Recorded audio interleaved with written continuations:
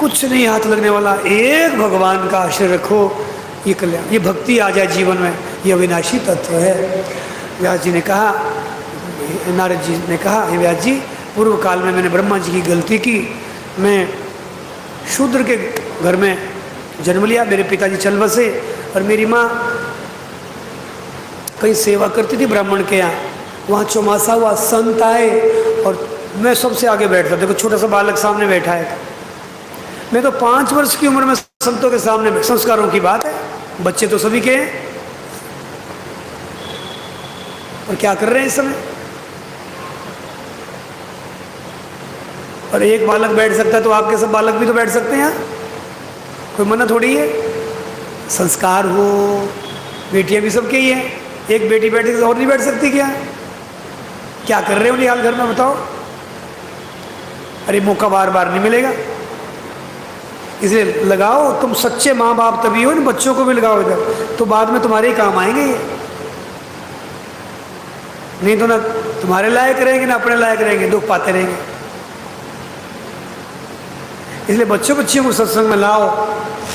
तो मैं सबसे आगे बैठता संतों के सामने ऐसे, और संतों को टुकुर टुकुर देखता।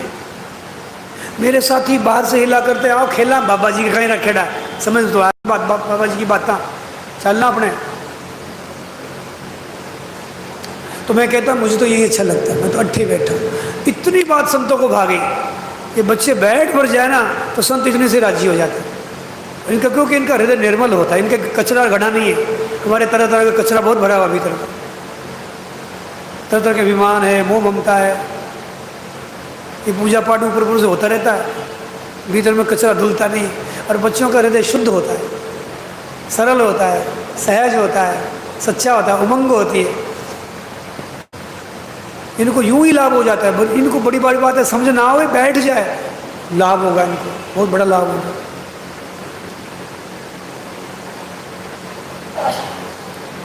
सरलता बड़ी चीज, सरलता। तो मैं उनके सामने बैठकर 4 महीने सत्संग सुनी और मेरे हृदय में भगवान की भक्ति उमड़ गई।